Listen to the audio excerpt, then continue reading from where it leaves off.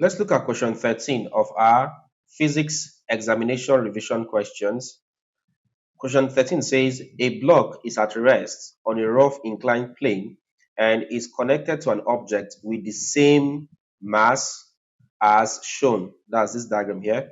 The rope may be considered massless and the pulley may be considered frictionless. What is the magnitude of the static frictional force acting on the block? Right? That's the question there. Static frictional force acting on the block. So how do we solve this question? Now for this question here, we want to consider this diagram, right? I will try to reproduce this diagram as fast as possible. So solution, let's look at the diagram we have. This one here, something of this way, and let's see if we can have this plus this one here. All right. So how do we solve this question? You have this one here. Let's see this again. All right. I have this one here. You have this. Okay. You have this one here. Okay. Let's have a block here too.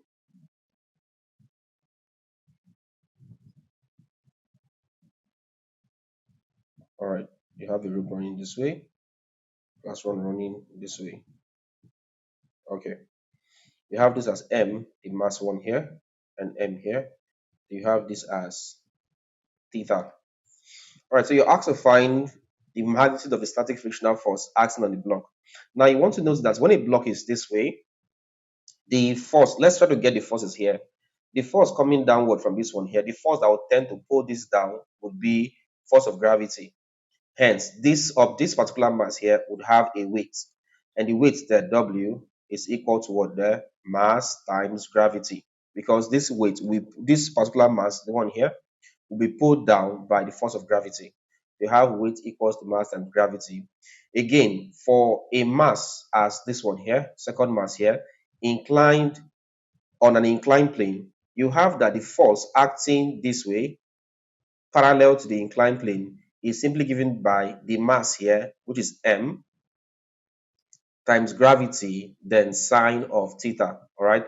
We've already explained this concept, why the force here is given by mg sine theta in our previous video. Right. I'll leave a link in the video description. Right. But note that the force that moves a body on an inclined plane, whether upwards this way or downwards this way, is given by mg sine theta. All right.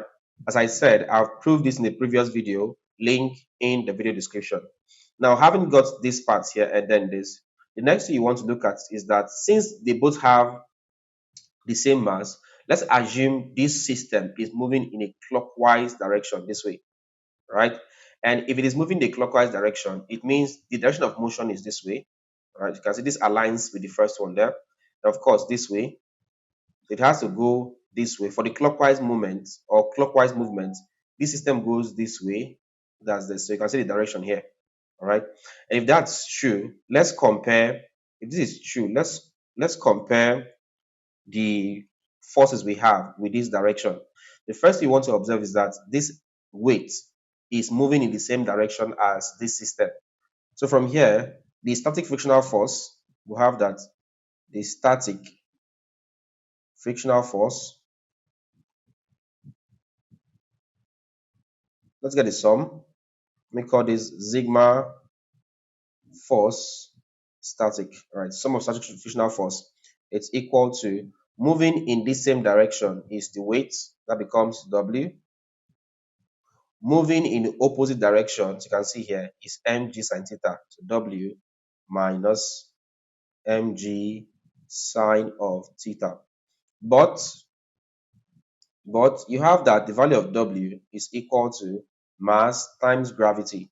If I impute this, you have that the static frictional force Fs, or let's say the sum, it's equal to W becomes mg minus mg sine of theta.